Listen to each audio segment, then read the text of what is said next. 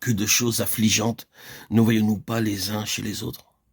L'heure vient, bien-aimés, où vous ne verrez rien en moi et où je ne verrai rien en vous, qui ne soit une expression authentique du Seigneur Jésus, conforme à l'image de son Fils. Quel rayonnement, quelle perspective! Christ, tout et en tous, et en tout. Dieu l'a ainsi décidé, ce qu'il a décidé, il l'obtiendra. Colossiens 1, 18, 3, 11. C'est donc là l'explication de la création. Sa fin, c'est que Christ soit tout, soit en tout et occupe partout la première place. Dans sa lettre aux Romains, l'apôtre Paul fait à cet égard une déclaration qui mérite de nous retenir.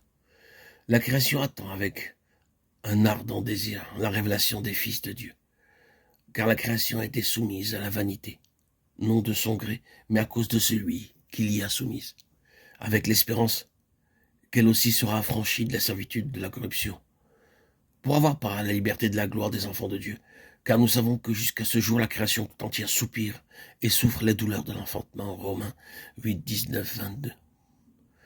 Que veut-il dire en réalité? Quelle est la vraie portée de ces paroles?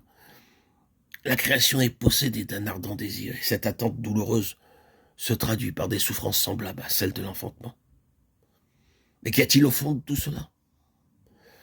Un espoir. Non pas celui de la dissolution d'univers à laquelle certains savants voudraient nous faire croire. Cet espoir, cependant, comme les soupirs qu'il provoque, a été délibérément soumis au joug de la vanité, c'est-à-dire qu'espoir et soupir sont vains et provisoirement stériles, jusqu'à ce que se produise un certain événement qui fera tomber le joug. Autrement dit, la fin est en deux temps. D'abord, la révélation des fils de Dieu. Ensuite, l'affranchissement de la création, de la servitude, de la corruption.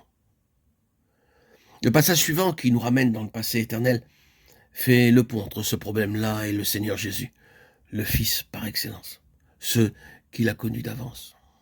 Il les a aussi prédestinés à être semblables à l'image de son Fils, afin que son Fils fût le premier-né entre plusieurs frères.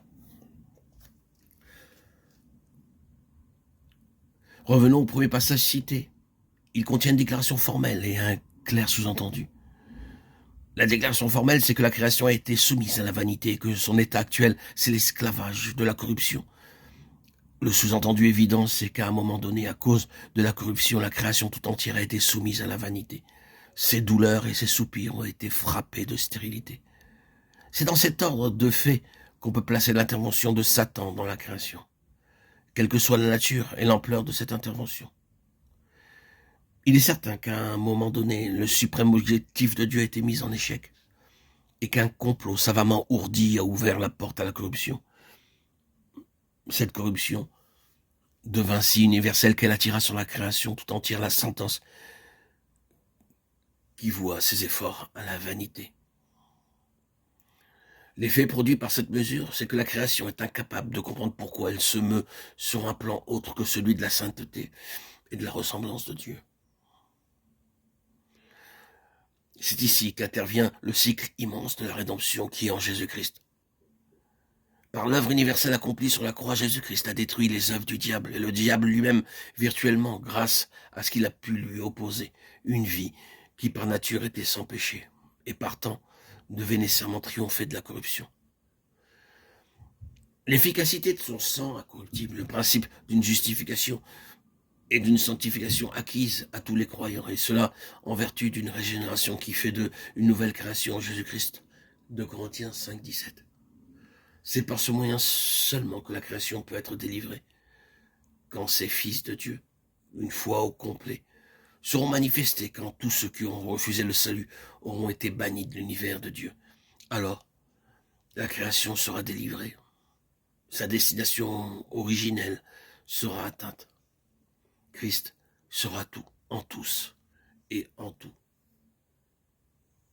Romains 1, 18, 3, 11.